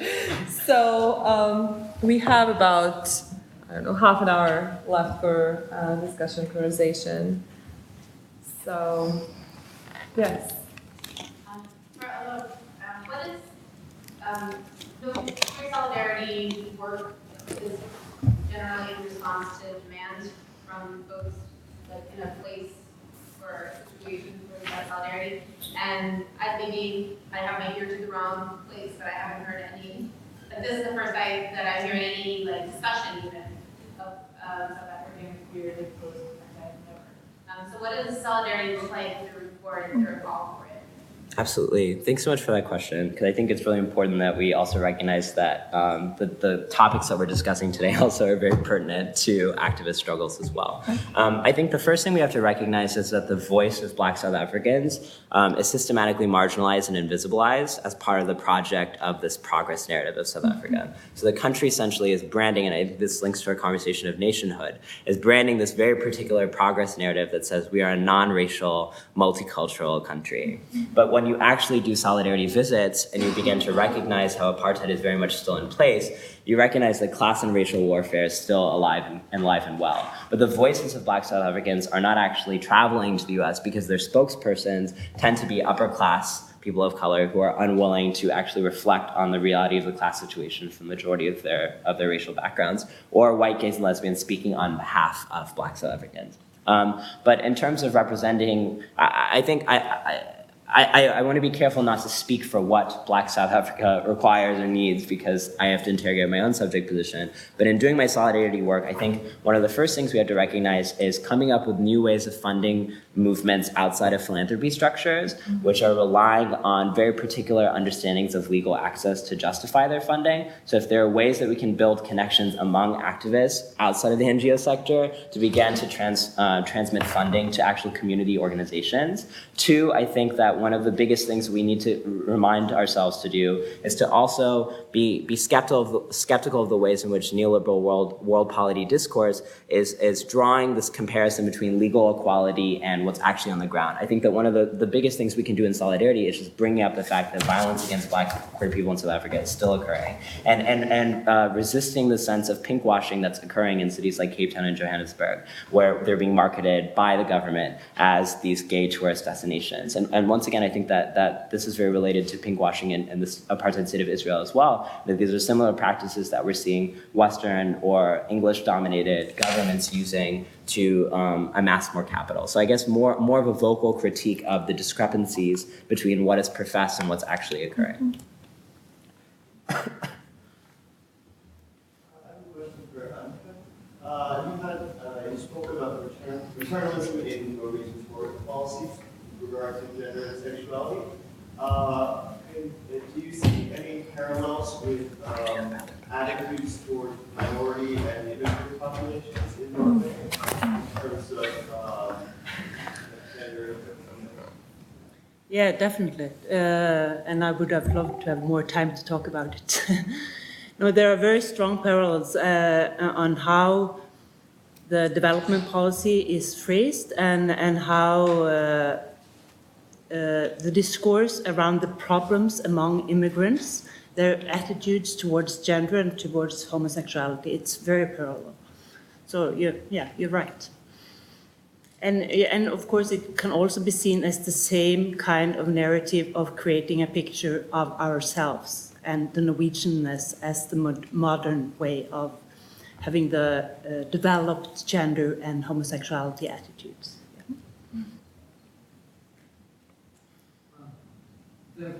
Sort of a common question for Son. You mentioned neoliberalism, and in your definition of each side as individualism and interestingly, there's been a debate recently, at least on the internet, following Margaret Thatcher's death, about individualism, and a professor at Cuny actually has argued, I think, quite persuasively, that neoliberalism, specifically its Thatcherian and Reaganite versions, is actually not about individualism. It's about eviscerating the state in order to sort of throw people back onto their families, which sort of is actually not so incompatible with a discourse of individual gay rights, because as we've seen in the States, as well as in Canada and in Western Europe, gay rights is always framed as giving access to family structures or state-sanctioned for family structures that are usually fundamentally patriarchal, nuclear family kind of structures. So I guess I'd like to hear you talk a little bit more about what you refer to as the crisis in gender roles, because to my mind, neoliberalization in the former Yugoslavia is totally compatible with a rising homophobia, because neoliberalism is fundamentally heteronormative. It doesn't challenge or alter family structures, it just grafts onto the heterosexual model an imitation of it. I think that's a great question, and thank you very much. One of the things that I'm glad you brought this up too, because one of the things I wanted to talk about is kind of my next steps with my research, because I think that hinging this paper on a neoliberal critique, I'm wary of it being positioned just as a neoliberal critique, basically, because one of the things I was trying to drive home, and I need to kind of improve on this, is the need to contextualize this also within the Balkans. And I think Dijana does an excellent job doing that. Because I hear what you're saying in terms of neoliberalism grafting itself onto nuclear family politics and heteronormative familial structures. Now, in the case of Serbia, and with my critique, I'm a political economist, so I'm very much looking at the ways funding mechanisms and funding structures are reifying certain forms of neoliberal values. Now, part of that is this sort of using and emphasizing civil society and the privatization and professionalization of civil society to serve as the liaison between the public and the government, and to start working cooperatively, big air quotes, with the government. And that to me is where neoliberalism in the Serbian context is, while not unique, certainly it plays a key role in this sort of modernization narrative that Alok was talking about. One of the things I wanted to also touch on is when we look at, because I think everybody's presentation was fantastic, and when we talk about pinkwashing and looking at nationalism, et cetera, we're constantly looking at these binaries and dichotomies and trying to deconstruct them, or at least elucidate them, and critique them. With that in mind, I want to bring up the idea of the second world, and I think that's something where Dijana and my scholarship, I can't speak for you, but I think we look at the unique position of the post-socialist space as a different form, as a different transitional space for neoliberal values to become integrated. And where I see my research continuing is looking at some of the Slavic scholars and post-socialist scholars such as Nanette Funk that actually critique feminist critiques of liberalism and contextualize it to the Balkan region, and looking specifically at the ways that neoliberal capitalism is embraced or not embraced in different ways than elsewhere where we've read critiques. Does that answer your question? Okay. Can I just add? Yeah. Okay, if I just add, I mean, I'm not sure. I'm just thinking about this, about your question, which is great, but I'm not, as a person who hasn't done a lot of work on the term neoliberalism itself, although it's always sort of the ghost that haunts. Mm-hmm. I'm not sure about this statement that it's always inherently heteronormative. What I actually think that what we're seeing through some of these recent critiques, even homonationalism and pinkwashing, is that queer unities are getting subsumed under some of these neoliberal ideals or practices as well, and used, towards neoliberal goals. The question is what kind of queer, okay. Right? Because okay. Yes, exactly. Yes. I'm more precise about this. When I say that it's heteronormative, what I mean is that when you talk about family structures, you talk about affiliation as recognized by the state, and when you talk about what kinds of relationships are recognized by the state. So neoliberalism does not significantly alter this except to substitute opposite sex, so-called opposite sex couples with same-sex couples. Right. Whereas, first of all, transgender and let's just say trans rights are not recognized clearly by anyone. And second, there's a whole slew of family structures, family quotation marks, that are not recognized. And what neoliberalism does is, even as it gives with one hand, in the sense of giving recognition of same-sex couples, it takes with the other by eviscerating the welfare state, thus throwing people not back onto individualism, but onto family structures. And in this way, by not actually favoring, say, individual choice as autonomous agents or subjects, but rather reinscribing people into family structures, it doesn't actually challenge what I'm calling heteronormativity. Yeah. You could also call it homonormativity. And that's how homonationalism is actually a heteronormative structure, I think. I see what you're saying. So it's heteronormative in the sense that if a queer unit is assimilated into it, it's put under the norms that make it a non-subversive entity. Thank you. There was actually, you had your hand up. So I have sort of two quick questions. One was for Dijana. Just quickly, I was thinking about that image of the poster on top of the other poster, and sort of the layers of nationalism. And one thing that occurred to me too was the question of alphabets. But I don't know if that's necessarily. I'm not super familiar with the form of Yugoslavia, but I know that there is a racial or ethnic undertone behind the use of alphabets. And I was noticing that all of the posters, the things that were pasted well in Roman alphabet, so I was curious about that. And then secondly, more sort of general question, I think maybe this is response to sort of the whole panel, but I'm thinking, you know, we were talking about this rise of this sort of cosmopolitan whiteness. And I'm thinking about, I mean, can we tie that with, you know, with also this notion of sort of the Norwegian developmentalist sort of liberal humanist project that's really thinking, you know, we didn't have a common project, and we did blah, blah, blah. And I'm thinking specifically about Cyprus and former Yugoslavia, too, is that these are both contexts that are both post-Ottoman and post, that also former members of the non-aligned movement, sort of in this interesting position of being, on one hand, sort of peripherally European, but also part of the Third World movement historically, and how, like, what, you know, could we see this neoliberalization as also a project of Europeanization that, where does that carry with it in terms of undertones of colonialism within Europe, and how does that play into sort of a larger global racial economy? What a question. Do you want to start? I don't know where to start with that. Think about it while I tell him about the alphabet. The alphabet, thank you for asking about that. Yes, the political poster is in Cyrillic.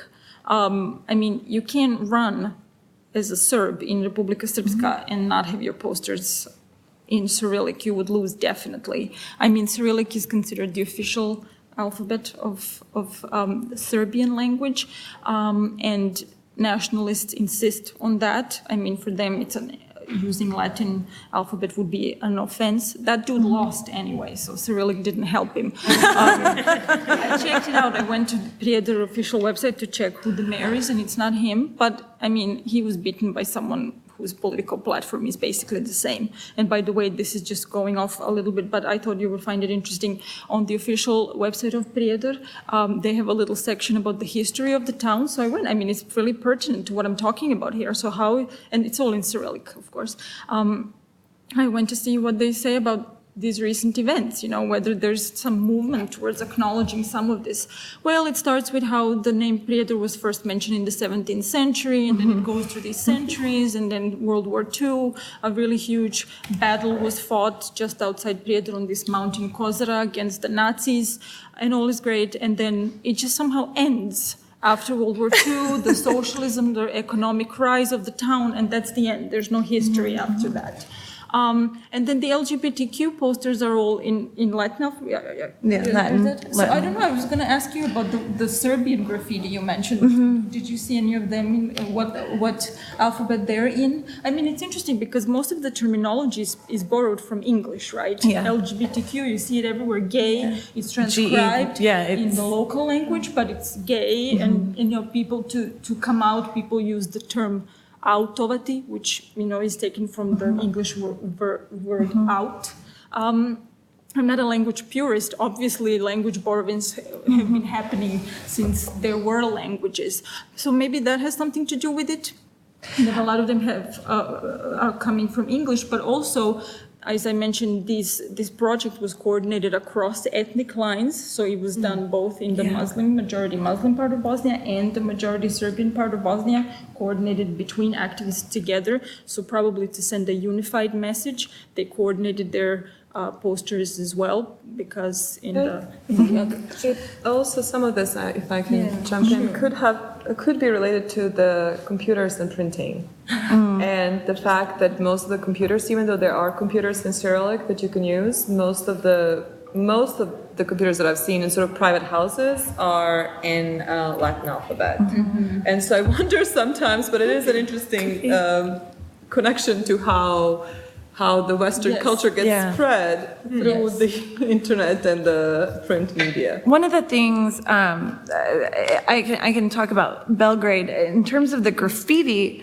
It's mostly in Latin, but what's interesting, and I should just do a whole analysis of the actual text, like an archival analysis, I guess.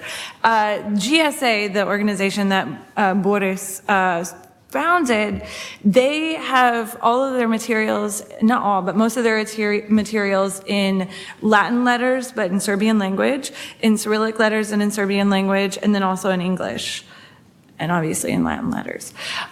So I think that would be a really interesting analysis to look at why they're using Cyrillics as opposed to Latin letters and the translations, et cetera. So I think what you're talking about in terms of trans-ethnic cooperation, Latin letters are generally used for that purpose. But that doesn't mean that, I can't make huge generalizations, but a lot of people in the former Yugoslavia can read both Cyrillics and Latin letters, even if they're not necessarily Serb. That's going to change as the new. Yeah, that's true.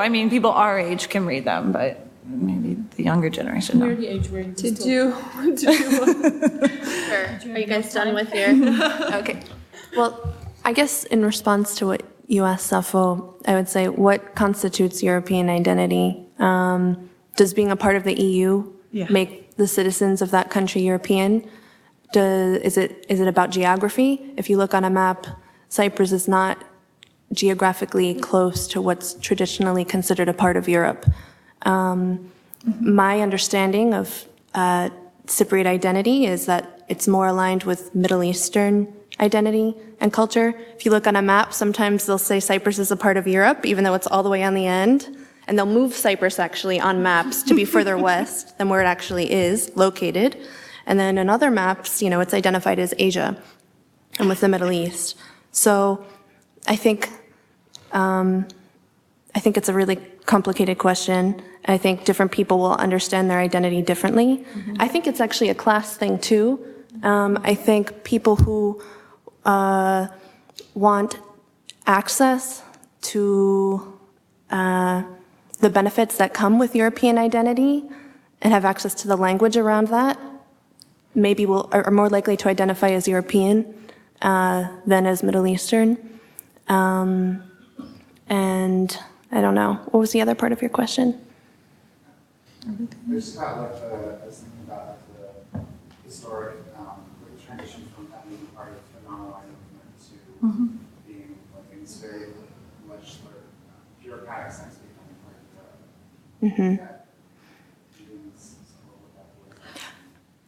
that. What does it mean in terms of? I'd say sort of colonialism in terms of is that something that's experienced? Right. No. Yeah. So as I briefly mentioned in my presentation, and I think many other presenters alluded to it, the legal changes aren't necessarily reflective of what's happening on the ground. It was with great reluctance that Cyprus adopted these anti-discriminatory measures towards the LGBT community. And it's not reflective. It didn't come from the communities in Cyprus. It came from the desire to join the EU. It didn't come from a mass movement of people calling to change the homophobia, the institutional homophobia, the violent homophobia that exists in Cyprus.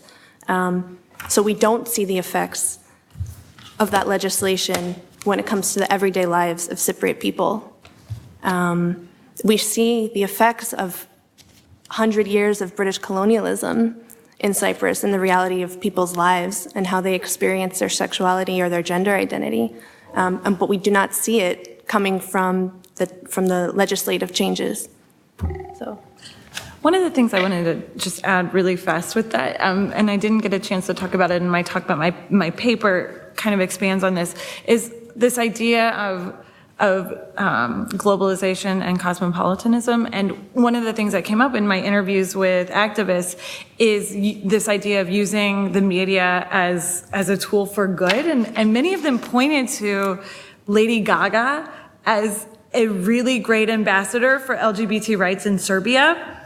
I mean, this is 2011. Lady Gaga, I guess, had an album come out. I don't listen to Lady Gaga. Sorry, but I think that is an interesting. It further complicates this sort of narrative of colonialism and neocolonialism, right? Because they're also pointing to a U.S. performer who is purportedly pro-gay rights as somebody that could be a good ambassador in Serbia to promote LGBT activist efforts.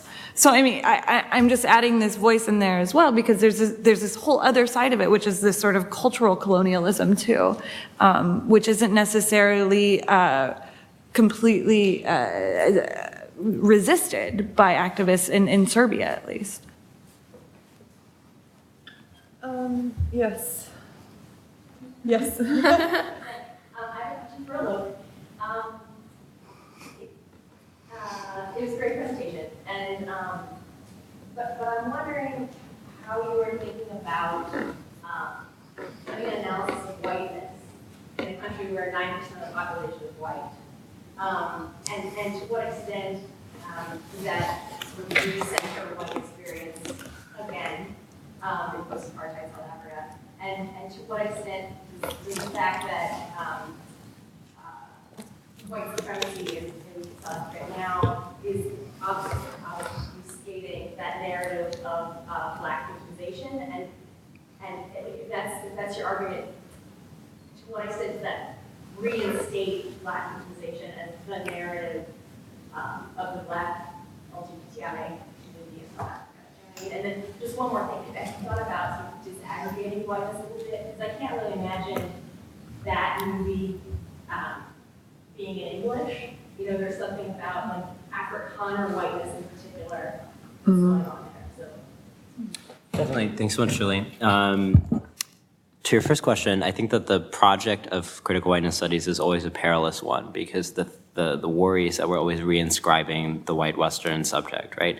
But I think that the reason I decided to do this is upon reflecting on my interviews and my experiences there was a lot of rhetoric around the way that people talked about the state, people talked about time that was really rooted in their white subject position, I thought.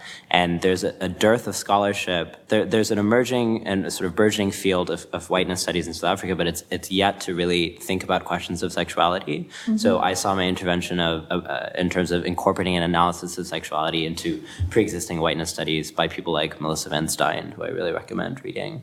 And I think that you're right in that it's very dangerous on how you execute that, and I think that might be lost in something like this, but if we want to talk about the paper or whatever, I try to do that more.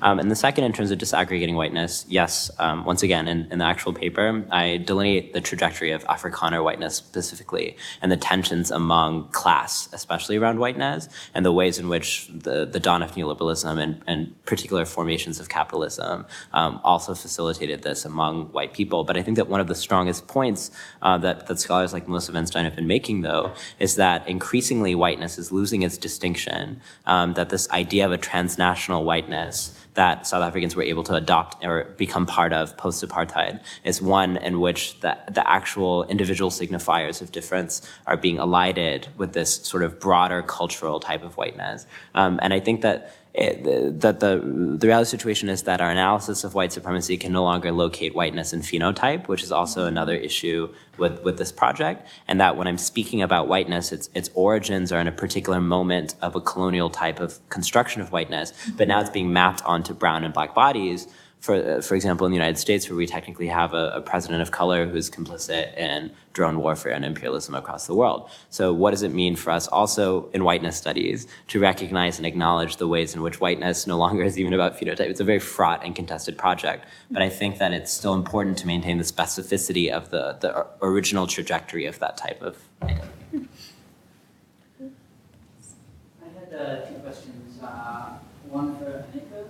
I was very interested in the chart you had, the chart wheel, And specifically in your titling of the one that represents our contemporary the age of development. And I'm wondering, is there a particular reason you chose development? Because I could substitute many other headings for that. Like what? Yeah. Dependency. I found this from Sri Lanka. Up until the neoliberal reforms of the 1970s, it was a country that had that could devote 6% of its GDP to education on all levels, and was training up professionals and experts quite frequently. Example, and was an example of economic development for countries like Singapore, which are now quite bottom. So, is there, there's this issue of one, the West delighting culpability in the formation of patriarchies and forms of queerphobia in the post-colony. I'm wondering if, if we choose development just because it's paradigmatic, is there a role for development in doing these things, which I can't doubt. So it could have been anything else, why development. And then for Alok, it was really interesting to see, how this sort of, how we're looking at queerness and queerness and whiteness being combined through sort of capital that's generated by the labor, and how this whiteness now has this transnational dimension as opposed to a specific national context. In terms of another aspect of South African capital being transnational, specific to the continent, you have this issue, you have a lot of folks migrating and to do work, and they're predominantly Black. And I was thinking, I was wondering about the gender and sexual dynamics that, with respect to that. I was just reading a report by Jason Hickel of the LSE about how HIV can be called a neoliberal plague now. And he was looking at mines where people, predominantly taken from Swaziland as an exemplar, that have become, in a U.S. Western context, we could call these very straight prison spaces now. Because in order to prevent miners from striking or revolting their bosses, basically flood the workspace with female prostitutes and alcohol, and that becomes a vector. Up until the 70s, though, those have been very non-hetero spaces. So I was wondering, what sort of transformation, are we seeing there? How does that reflect? Does that have any bearing on what you're talking about change in effect? Yes. I was actually thinking as I was speaking that the whole presentation I didn't problematize the world development at all, and I do in the larger work. But what I have tried to do is to look at the discourse of development in Norway. So that is kind of the defense of doing it this way. It doesn't mean that I think of development understood in this way as development. I do have a critique of that as well, and I certainly recognize your intervention on that. And And I was thinking as I was talking, but then I get too nervous to be able to ad lib, but it should have been there somewhere. In response to the question of migrants, I think you're really on point with that. Unfortunately, I can't provide as much of a theoretical overview, but maybe perhaps an anecdotal and political one. So some of the work that I was doing there was on queer asylum seekers. So what you're finding is that a lot of people are seeking asylum in South Africa because of the progressive constitution. And then they actually show up there and they recognize that it's not at all what they thought it would be. And especially the experiences of trans migrants in South Africa is very, very complex. And for example, we were working with a case of Twange, who was one of the first person in Malawi to get in a same-sex marriage, but she's actually a transgender woman, and we had to seek asylum for her in Cape Town. And Twange essentially received compounded transphobia, homophobia, and xenophobia. And so and then we did a lot of work emailing organizations about their sensitivity towards LGBT asylum seekers. And what we found is that a lot of Black South Africans are rehearsing the same colonial tropes outside of South Africans. So what you see essentially is this idea that Ugandans or Malawians are more sexual, or more whatever, or more, and those sorts of ideas of difference, and that the types of racism that are manifesting now are black on black, and ways that are really unaccounted for, and I think necessary to investigate more. But I think that there is a ways in which once again, this idea of respectability, this idea especially of post-colonized sexualities, in terms of this idea of good and bad, and that framework always gets set up, and I think it's being drawn on the line now of migrant and national, and the ways in which sexuality in South Africa is already such a contested phenomenon, not even just queer sexuality, but the infiltration of other bodies is doing a lot there that I think needs to be explored further. Thank you. And as I'm looking, unfortunately, we're out of time. But I want to thank Sonnet, Dijana, Alok, Maria, and Annika for participating on this panel. And perhaps you can chat more with them after, and also come to the party tonight at 7. The information is in your registration packets, and then you can chat more in person and ask questions. So thank you all for being here.